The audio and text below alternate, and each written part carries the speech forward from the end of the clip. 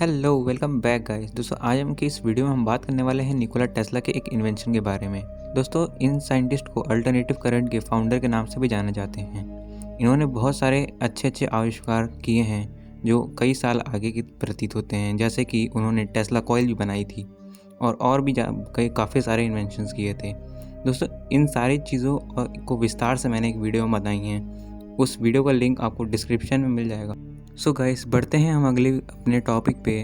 और जिन्होंने इस चैनल को अभी तक सब्सक्राइब नहीं किया प्लीज़ सब्सक्राइब कर दें और बेल आइकन को प्रेस कर दें।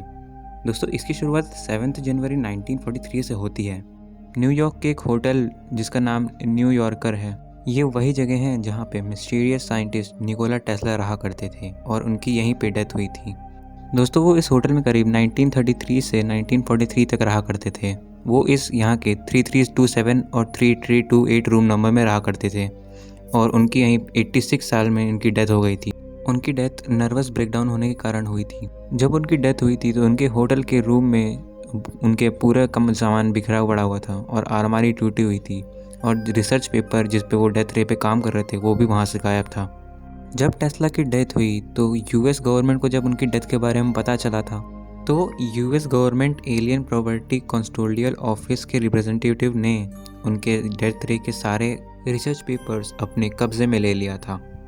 अभी आपके मन में चल रहा होगा कि ये आखिर office of alien property custodian जो भी मैंने आपको बताया है वो आखिर है क्या। तो आपको जैसे पता होगा कि फर्स्ट वर्ल्ड वॉर यानी पहला विश्व युद्ध 28 जुलाई 1914 से लेकर के 11 नवंबर 1918 तक के बीच में चला था और यही office alien property custodian office उसी वक्त बना था। ये करीब 1917 में बन गया था। इसका मेन काम ये था कि ये अमेरिकी दुश्मन के संपत्ति को अपने अधिकार में रखना। सर निकोला टेस्ला की डेथ 1943 में हुई थी और उस वक्त सेकेंड वर्ल्ड वॉर यानी दूसरा विश्व युद्ध जो कि 1 सितंबर 1939 को शुरू हुआ था वो चल रहा था। उस समय जिस समय निकोला टेस्ला की डेथ हुई थी उस समय सेकेंड वर्ल्ड वॉर अपनी ऊंचाई पर था और उन दिनों में निकोला टेस्ला ने दावा किया कि उन्होंने एक शक्तिशाली हथियार जिसका नाम डेथ रे है वो इन्वेंट कर लिया है। अगर सोचिए अमेरिका के दुश्मन देश के हाथ में लग जाता तो अमेरिका को कितना बड़ा नुकसान हो जाता। और इसी की वजह से एलियन प्रॉपर्टी कस्टोडियन ऑफिस ने इसको अपने कब्जे में ले लिया था। सेकेंड वर्ल्ड वॉर का समय और निकोला टेस्ला के पावरफुल और ख़तरनाक हथियार डेथ रे का आविष्कार करना, ये दोनों एक जगह संदेह कर रहे हैं कि क्या निकोला टेस्ला की डेथ की वजह और कुछ तो नहीं है। और फिर एक बड़ी कॉन्स्पिरेसी की शुरुआत हुई। इससे पहले मैं आपको बता दूं कि डेथ रे आखिर है क्या। आप कल्पना कीजिए कि एक हथियार जिसमें से एक तेज़ सी रे निकले, एक तेज़ सी रोशनी निकले जो अपने आसपास और कई किलोमीटर्स के ऊपर उड़ रहे आसमान में प्लेन्स को भी नीचे गिरा दे। और आप कल्पना कीजिए कि एक देश के चारों ओर इनविजिबल अदृश्य वॉल लगी हो जिस आसपास के कोई भी देश उस पर कब्जा ना कर सकें। और कौन सी देश की मिलिट्री ऐसी होगी जो ऐसा हथियार ना चाहे। और इस तरह के हथियार और शायद सुरक्षा कवच के लिए वैज्ञानिक कल्पना कर रहे थे। निकोला टेस्ला एक ऐसे साइंटिस्ट थे जिन्होंने ये दावा किया कि उन्होंने वास्तव में ऐसी सुरक्षा कवच बना ली है और ये काम भी करेगी, क्योंकि टेस्ला को किसी भी तरह की वॉर से नफरत थी और इनकी इसी सोच की वजह से उन्होंने डेथ रे का आविष्कार किया था ताकि दुनिया में हर तरह की वॉर को ख़त्म किया जा सके। उन्होंने 1937 में ये खुलासा किया कि उन्होंने डेथ रे को इन्वेंट कर लिया है। कुछ महीनों में उसको लोगों के सामने प्रस्तुत कर देंगे। डेथ रे को बनाने के पीछे स्टोरी बहुत इंटरेस्टिंग है। टेस्ला वायरलेस इलेक्ट्रिसिटी पर काम कर रहे थे, मतलब इलेक्ट्रिसिटी को बिना वायर से कहीं भी ट्रांसफ़र किया जा सके। उन्होंने अपनी ज़िंदगी में बहुत सारे यंत्र यानी डिवाइस बनाए जो बिना वायर के वायरलेस इलेक्ट्रिसिटी कर सकते हैं, बट उनको बड़े नीच पे करने की यानी उनको बड़े जो लोगों के काम आए उसके लिए उनके पास फंड की कमी थी और इसीलिए उनको वायरलेस इलेक्ट्रिसिटी का प्रोजेक्ट बंद करना पड़ा था। लेकिन टेस्ला बताते हैं कि उसी वायरलेस प्रोजेक्ट को करते करते उन्होंने एक ऐसा आविष्कार कर लिया था जो कि था डेथ रे। मानो एक ऐसी रे जो दूर दुश्मनों को मार कर उनका सफाया कर सकता था। टेस्ला अपने इस इन्वेंशन को डेथ रे नाम नहीं दिया था, उन्होंने इसका नाम टेलीफोर्स रखा था।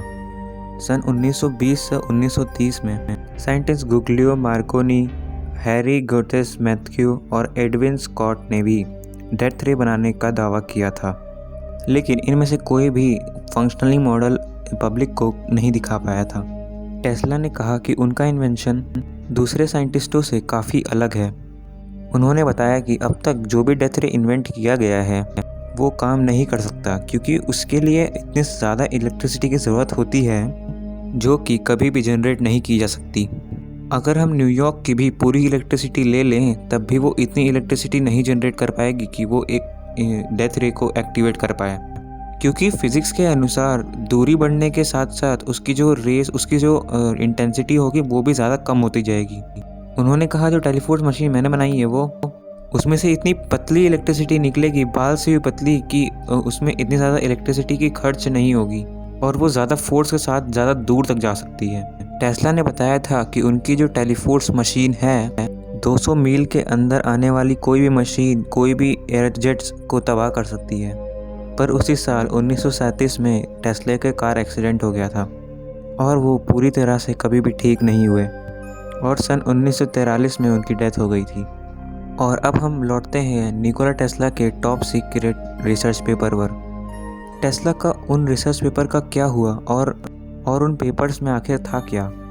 हालांकि इसके बारे में तो किसी को भी नहीं पता और इस रहस्य ने कई कॉन्स्पिरेसी थ्योरीज को भी जन्म दे दिया। कई सालों और कई देशों ने ये जानने में लगे रहे कि आखिर उस टॉप सीक्रेट था क्या जो उसमें रखा था। ये जानने के लिए उन्होंने FBI और यहाँ के US सरकार के दबाव डालना शुरू कर दिया और फाइनली 2016 में FBI ने फ्रीडम ऑफ इंफॉर्मेशन एक्ट के तहत टेस्ला के 250 पेपर्स को ओपन किया और उन पर और दबाव पड़ा कि और पेपर्स को भी खोलें।